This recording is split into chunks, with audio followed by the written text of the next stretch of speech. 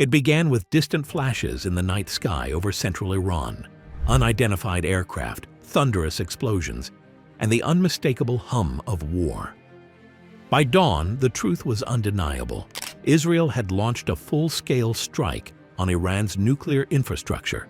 The scale was shocking, the targets were deliberate, and the aftermath? Still unfolding.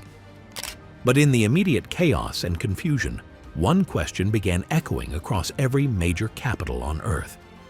Will the United States join the war? Before we unpack the geopolitical earthquake that just occurred, make sure you like and subscribe so you don't miss updates on one of the most consequential global events of the 21st century. This isn't just another flare-up in the Middle East. This is history accelerating.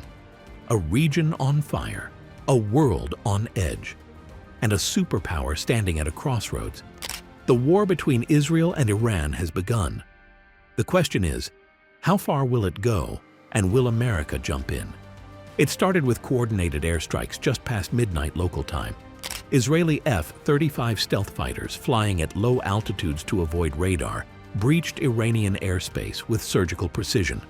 Within minutes, explosions rocked three of Iran's most protected nuclear sites, Natanz, Fordow, and Isfahan. These weren't symbolic attacks. These were precision operations designed to destroy the very core of Iran's nuclear fuel cycle, and they weren't carried out alone. Though Israel has long maintained operational independence, the complexity of these missions made it clear that American assistance was either provided directly or through shared assets. In the days leading up to the strikes, U.S. reconnaissance drones were seen patrolling near the Iranian border. Aerial refueling aircraft traced strange holding patterns above the Red Sea, and military chatter picked up by European monitoring stations hinted at something big coming. When the strikes hit, they did so with near-flawless coordination. At Natanz, home to thousands of first- and second-generation centrifuges, the underground halls were ripped apart by deep penetrating bombs. The Fordow facility, buried beneath 90 meters of rock and fortified to survive bunker-busting strikes, suffered what early reports called catastrophic structural compromise. And Isfahan, which contains Iran's uranium conversion capabilities, was hit with high-yield conventional missiles. In all three locations, satellite images showed secondary explosions, indicating successful hits on stockpiles, equipment, or fuel lines. But what made this different from past Israeli actions, covert assassinations, cyber operations like Stuxnet, or sabotage missions, was how open it was.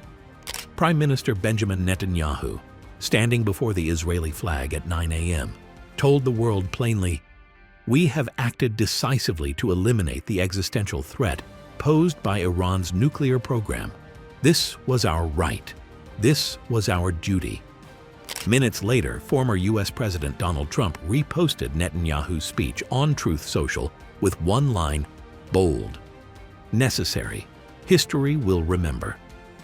Despite initial White House denials, insiders confirmed what many already suspected. American satellites, intelligence sharing, and possibly even B-2 bombers played a part. Whether officially sanctioned or quietly coordinated, the United States was now entangled. The question wasn't whether the U.S. would become involved, it was how deeply it already was. Tehran responded with fury. Iran's supreme leader, Ayatollah Ali Khamenei, condemned the strikes as a declaration of war. Within hours, emergency security meetings were held at Iran's National Security Council. Iran's scrambled interceptor aircraft raised its alert level and began moving mobile missile launchers toward its western border. But even as it mobilized, Iran faced an uncomfortable truth. It had been blindsided. For over 2 decades, Iran had invested in making its nuclear infrastructure hardened, decentralized, and resilient. Fordow was built inside a mountain. Natanz had multiple layers of air defense and electronic countermeasures, but none of that stopped the incoming strikes. It wasn't just a failure of defense, it was a breakdown of deterrence. Iran's nuclear program had long walked a strategic tightrope, developing enrichment capabilities just shy of weapons grade while denying that it intended to build a bomb. It was a way to signal strength without inviting preemption.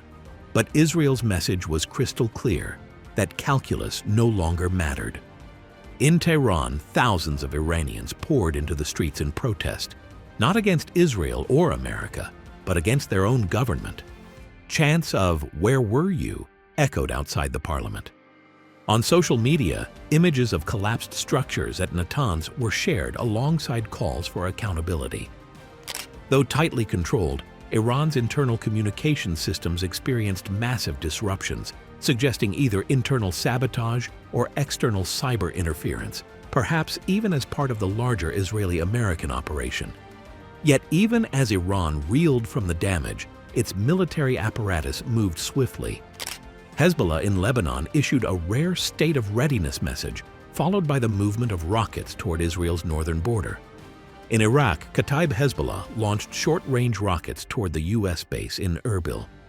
Though no casualties were reported, it was a signal Iran would respond, but on its terms. What was Washington doing during all this? President Trump remained defiant. In a midday briefing, he stated, "Iran got the message loud and clear. We've set their program back a decade, and if they retaliate, it'll be 2 decades." Behind the scenes, however, U.S. military commanders in the region began reinforcing bases in Qatar, Bahrain, and the UAE. Patriot missile batteries were repositioned. Naval carriers were rerouted toward the Persian Gulf. Embassies were locked down. At the UN, emergency sessions were called, but diplomacy seemed paralyzed. Russia and China condemned the strikes. The European Union urged restraint. However, key NATO members, Britain, France, and Germany, offered only muted criticism. The geopolitical balance had shifted. Israel and the U.S. had acted. Iran was bleeding. And the world, unprepared for such a bold escalation, was scrambling to catch up. What does this mean for the United States? On the surface, Washington insists it doesn't seek wider war, but actions speak louder than press releases.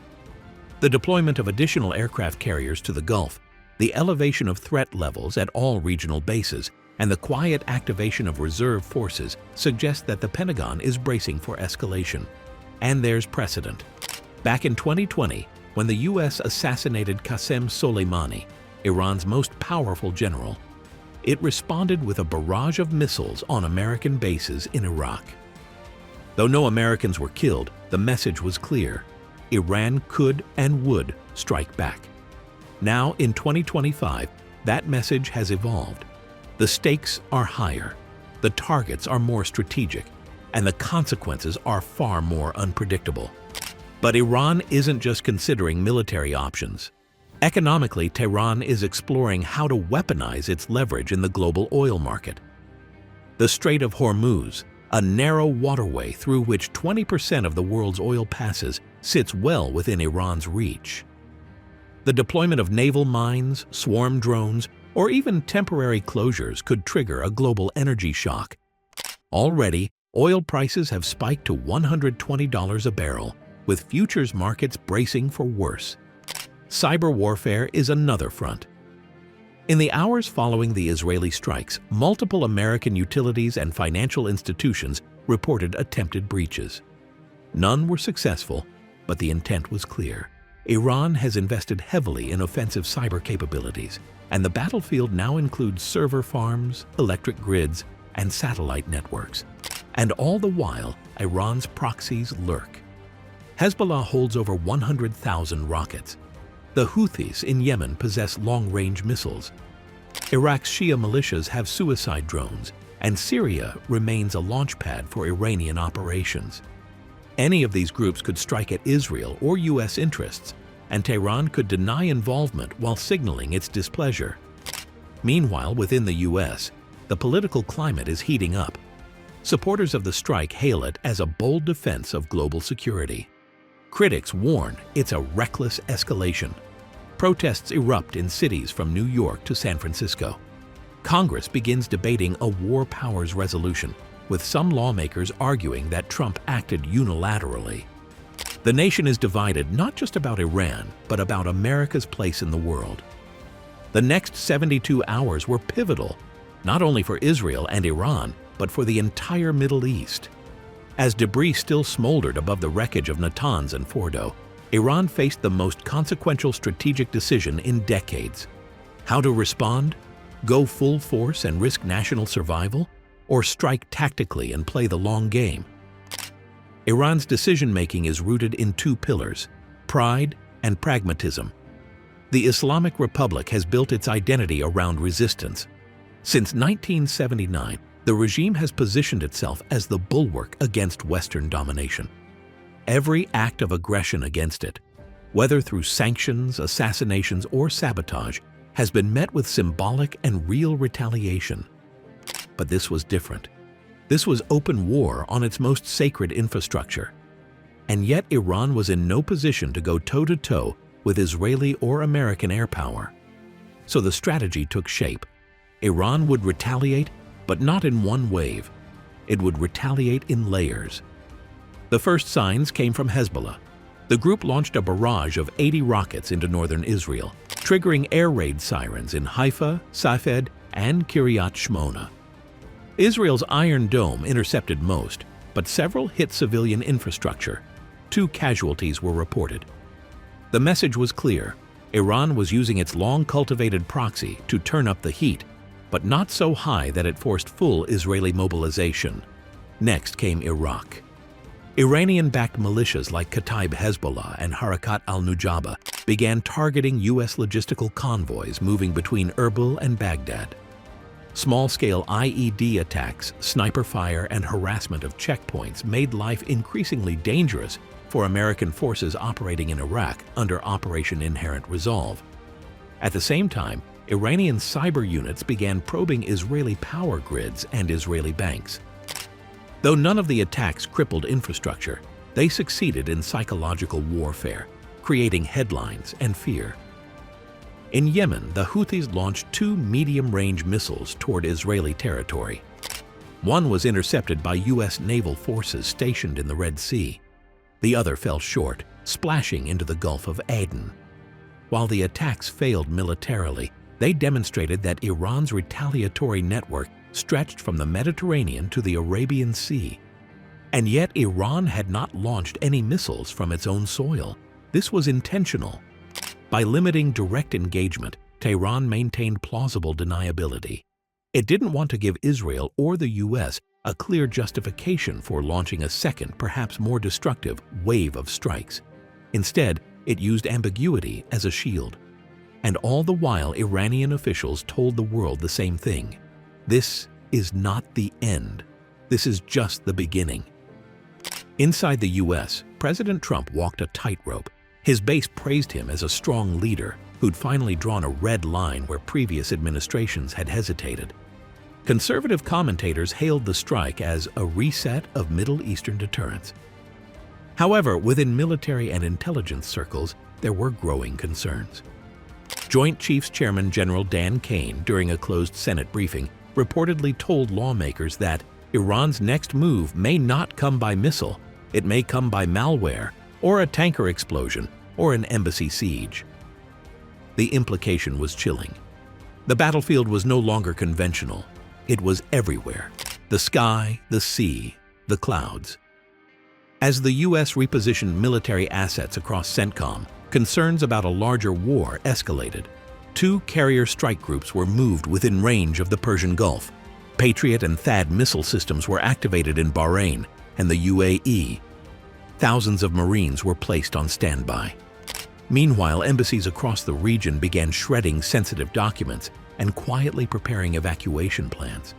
And that's what makes this conflict so dangerous. It's not bound by geography. It's not limited to missiles and fighter jets. It's economic, digital, and psychological. It's a war that redefines the very concept of conflict. So where does the United States stand in all this? In every meaningful way, America is already part of the war. It provided satellite intel for the Israeli strikes. It protected Israeli airspace with Aegis destroyers. It intercepted Houthi missiles in the Red Sea. And its bases in Iraq and Syria are already under attack, but officially, it hasn't declared war. There's no congressional authorization, no formal military campaign, just action, plenty of it, with no defined endgame. And that's the most dangerous scenario of all. A war without a clear entry or exit. America's allies are nervous. European leaders, already reeling from economic stagnation, worry that the conflict could send oil and gas prices spiraling. NATO, while supportive of Israel's right to self-defense, has urged the U.S. to avoid a prolonged ground war, but diplomacy is largely frozen. Russia has suspended back-channel communications. China has walked out of trade talks, and the UN Security Council is deadlocked, paralyzed by veto threats and mutual recriminations. Domestically, Trump's administration is split. The Department of Defense wants to contain the conflict. The State Department is pushing for an emergency diplomatic channel via Oman or Qatar. But political advisors, sensing a rally around the flag moment, are pushing for boldness. Iran only respects force, one official was quoted as saying. This is not the time for talking, it's time for ending their nuclear threat once and for all. But can the U.S. afford that war? The truth is sobering. A full-scale war with Iran would require hundreds of thousands of troops, massive logistical infrastructure, and likely result in regional destabilization from Syria to Afghanistan.